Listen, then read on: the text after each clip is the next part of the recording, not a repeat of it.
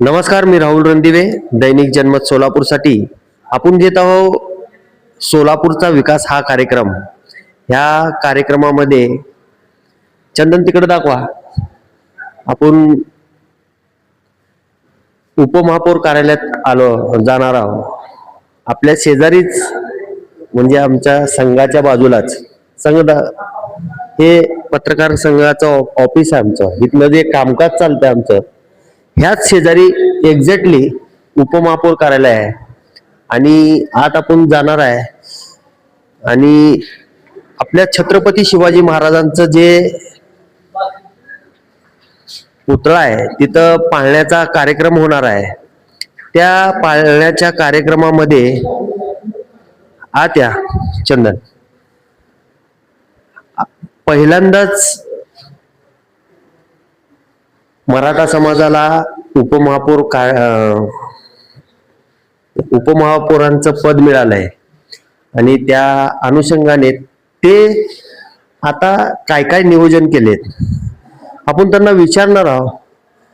आणि चंदनात या की त्यांचं काय काय नियोजन आहे. या चंदन. मॅडम आत आहेत, येतील बाहेर. आपण तोपर्यंत ह्यांच्याबरोबर चर्चा करू. नमस्कार. मला सांगा,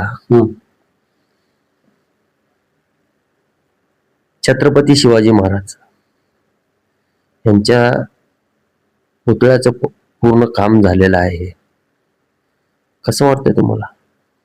नाही, पूर्णत्व अजून होणार आहे, चालू आहे. काही तेथील पेंडिंग गोष्टी आहेत, ते पण येत्या नजीकच्या काळामध्ये पूर्ण करायचं. सुशोभीकरण करून तिथं छत्रपती शिवाजी महाराज सर्व महाराष्ट्राचे आराध्य दैवत आहेत, त्याला शोभेल असं छानसं तिथे सुशोभीकरण छत्रपती महाराजांचं एक तिथे एक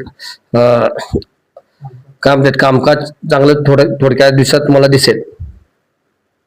आणि आता 19 फेब्रुवारी जी शिवजयंती आहे, तर त्या अनुषंगाने सगळ्यांनाच आपण आव्हान केलेलं आहे. म्हणजे भारतातून पहिल्यांदाच म्हणता येईल, म्हणजे 5वा हा टर्म आहे की शिवजन्मोत्सव पाळणा सोहळा होतोय आपल्या इथं.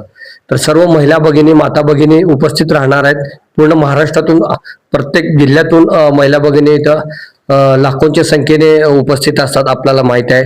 यावेळी पण हा सोहळा दिव्य पारंपरिक देशात जिजाऊंच्या लेकी, शिवकन्या लेकी इथे उपस्थित राहणार आहे.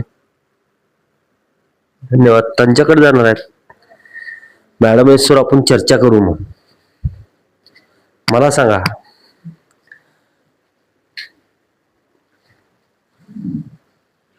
छत्रपती शिवाजी महाराज यांचं पुतळ्याचं पूर्ण काम होत आलेलं आहे आणि झालेलं आहे.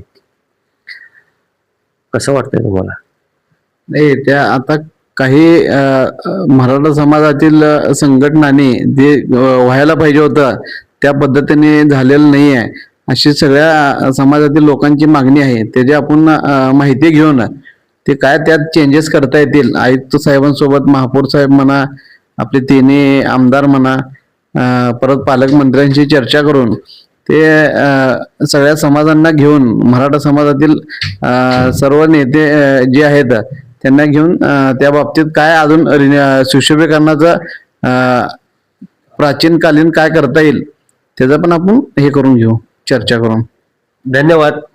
जे मेन बॉस आहेत आपण त्यांच्याकडे जाणार आहोत. ते काय काय नियोजन केलेत महिलांसाठी. मॅडम आलेत. मॅडम नमस्कार. आम्ही सोलापूरचा विकास हा कार्यक्रम घेत आहे आणि त्या अनुषंगाने आता तुम्ही मराठा समाजाला न्याय मिळालाय की उपमहापौर पद मिळालंय आणि पहिल्यांदाच तुम्हाला पाळण्याच्या सोहळ्यात मध्ये नियोजन करायचं आहे, तर तुम्ही महापालिकेच्या मार्फत काय काय नियोजन केलेत? आम्ही परिवहन जे आहे ते त्या अधिकाऱ्यांशी बोलून प्रत्येक एरिया वाईज आम्ही जे महिला आहेत त्यांच्याकडनं एक लिस्ट घेतली आहे आणि तिथपर्यंत आम्ही बसेस जे आहेत ते पोहोचण्याचा प्रयत्न केलेला आहे. म्हणजे प्रत्येक ठिकाणी बसेस, उदाहरणार्थ सैफुल आहे, विडी कामगार कारखाना तिथं पण आहे, परत आपलं माशा वस्ती आहे, अजून असे बाळे आहे, तिथे पण आपण बसची व्यवस्था करून दिली आहे अधिकाऱ्यांशी चर्चा करून. आणि निराळे वस्ती आहे. आणि आणखीन जर कोणाला आवश्यक असेल बसचं ते पण संपर्क करा, महिलांची लिस्ट काढा, आपण तिथे पण पाठवू. आणि काय काय नियोजन केलेलं आहे पाळण्याच्या सोहळ्याच्या निमित्ताने महापालिका मार्फत? तिथं स्वच्छतेसाठी आणि महिला सुरक्षेसाठी पण आपण तो पण मुद्दा आपण प्रशासनाला सगळ्या गोष्टी करून आपण महापालिकेदरम्यान केलेला आहे. स्वच्छता असेल, मीटिंगा घेतले का तुम्ही महिलांचे की इकडं यावं यासाठी? हो सर, मीटिंग मध्ये मी पण स्वतः गेले होते. तिथं जे विषय झाले की महिलांचा ग्रुप करून घेऊन यायचा आहे सगळ्या महिलांना, आणि सुरक्षित त्यांना घेऊन यायचंय आणि सुरक्षित त्यांना त्यांच्या घरी पोहोच करायचं असं पण आहे त्यांना. आणि ज्या आता पण मगाशी पण आमची थोडी एक मीटिंग झाली, त्यामध्ये काही महिला आल्या होत्या. त्यांनी स्वतःहून जे परगावून येतात त्यांना राहण्यासाठी पण सोय केलेली आहे. तिथं येऊन त्यांनी राहू पण शकतात. कुठं सोय केली आहे महिलांसाठी? आपले दत्त चौकामध्ये. किती साधारण किती महिला आल्यावर तिकडे सोयी होऊ शकते? जे परगाववरून आलेत ना त्यांच्यासाठी सोय आहे. तिथं खाण्यापिणे आणि राहण्यासाठी सोय आहे. साधारण किती बाहेरून महिला येतील असं तुम्हाला वाटतंय? अंदाजे आता जे महिला एक 400-500 महिला येतील, 500 महिला तर येतील अंदाजे, असं मला वाटतंय. आपण जर सोय केली त्यानुसार चालेल. 400-500 महिलांचं जे बाहेरून येणार आहेत, आसपासचे आपले खेडेपाड आहेत, तालुक्यातून येणार आहेत, त्यांची ही सोय केली आहे असं मॅडम म्हणतायत. मला सांगा मॅडम, जसं महिलांचं कसं ग्रुप केलंय तुम्ही, म्हणजे इकडं आणण्यासाठी शिवाजी महाराजांच्या चौकामध्ये कसं नियोजन केलं? प्रत्येक सोसायटी वाईज जे ग्रुप आहेत ना, तिथले जे मेन ग्रुप मधले जे आहेत ना, जे ऍड मेंबर वगैरे करतात ते आहेत ना, त्यांना सांगून आपण तिथल्या महिलांना फॉलोअप घ्यायला सांगितलंय. तुम्ही किती महिला आहेत, काय आहे, त्यांचा अंदाजे त्यांचं काय आहे ते सगळं करून आपण असं प्रत्येक सोसायटीमध्ये एक महिला नेमून दिलेली आहे. म्हणजे शहरामध्ये प्रत्येक एक सोसायटीमध्ये महिला आहे ती काम करणार आहे? हो, ती काम करणार आहे. आमच्यासोबत आमच्या भगिनी उत्तरा बर्डे त्या पण त्यामध्ये सहभागी आहेत. त्यांचा पण फॉलोअप वारंवार चालू आहे. माझं फोनवर पण कॉन्टॅक्ट त्यांच्याशी कंटिन्यू चालू आहे त्या संदर्भात. आतापर्यंत किती महिलांची मीटिंग झाली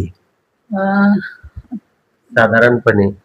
ज्या त्या महिलांना तुम्ही आदेश दिला की त्या तुम्ही भागात जावा, त्या सोसायटीत जावा, वाड्या वस्त्या असतील, आपल्या गल्ल्या असतील, तर प्रत्येक तुमच्या टीम मध्ये कमीत कमी किती महिला आहेत?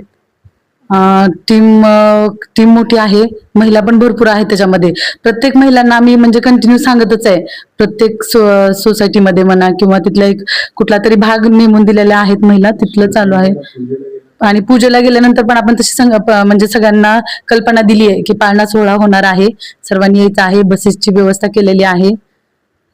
बसेस सोडून अजून काय व्यवस्था केली का महापालिकेने दुसरं तिकडं त्या ठिकाणी? म्हणजे पाण्याची व्यवस्था असेल, तिथं महिला येणार आहेत त्यांची पाण्याची, आणि बाथरूम असणार आहे त्यांचे. हो, शिवभोजन पण आहे आणि तिथं पाण्याची पण व्यवस्था केलेली आहे. बाथरूम स्वच्छतागृह म्हणा आहे, त्याची पण व्यवस्था केलेली आहे. जेवणाची सोय अमोल बापूंनी केली आहे, त्याच्यामुळं आपण सगळे एकच आहोत. ज्याला त्याला काम नेमून दिलेलं आहे तिकडं, आणि तो त्या स्तरावर काम करणार आहे. आणि अवघ्या 5 मिनिटं पाळण्याचा कार्यक्रम किती मिनिटाचा असतो ते एकदा सोलापूरकरांना सांगून टाका. अवघ्या 5 मिनिटाचा तो पण भव्य दिव्य असा पाळणा सोहळा आहे आणि त्याचा मला मान मिळालेला आहे. त्याच्याबद्दल मला अभिमान आहे आणि नक्की सर्वांनी तो भव्य पाळणा सोहळा बघायला यायचा आहे असं मला सांगावं वाटत आहे. मी ह्याच्या अगोदरही पाळणा सोहळ्याला येत होते आणि आता तो प्रत्यक्षात जवळनं पाहायला मिळते म्हणून त्याचा फार आनंद आहे मला. जेव्हा तुम्ही पाळणा सोहळा बघायला येत होता तेव्हा तुम्ही महिलांमध्ये काम करत होता का लांब उभारून बघत होता पाळणा सोहळा? आमचा एक ग्रुप आहे, त्यामध्ये आम्हाला ज्या महिलांना समजा असं थोडंसं काम पण केलेलं आहे आम्ही त्याच्यामध्ये. महिला आहे त्यांना व्यवस्थित म्हणा, समजा कोण कुठं गेला असेल चुकीच्या ठिकाणी ते पण थोडंसं काम केलेलं आहे आम्ही त्याच्यावर पण. आणि ग्रुपनी मिळून आम्ही हा सोहळा बघायला येत होतो. सगळ्या महिलांना काय सांगाल तुम्ही? एक उपमहापौर म्हणून महिला आहेत आणि तिथं आपल्या इथं पाळण्याचा सोहळा होणार आहे, काय सांगाल सोलापूरकरांना आणि आजूबाजूच्या वाड्या वस्त्या गल्ली सगळ्यांना? हा भव्य दिव्य पाळणा सोहळा होणार आहे.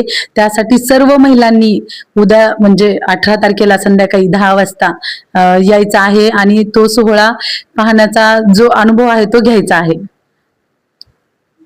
आणि काय सुविधा केल्या तेही सांगून टाका एकदा. मी जेवढं सांगितलं ना मी तेवढ्या सुविधा केलेल्या आहेत. आणखीन समजा कुणाला काय अडचण आहे नक्की संपर्क करा, आम्ही त्या सुविधा करू. कोणालाही अडचण सुद्धा नक्की करू. धन्यवाद मॅडम. आपल्या इकडं पाळण्याचा जसं सोहळा होणार आहे छत्रपती शिवाजी महाराजांचा, मॅडमने आव्हान केलंय की कुणाला अजून काय गरज वाटली तर मला संपर्क करा असं उपमहापौर मॅडमनी म्हणलेलं आहे. मी राहुल रणदिवेसह चंदन बोल्लू, सोलापूर न्यूज.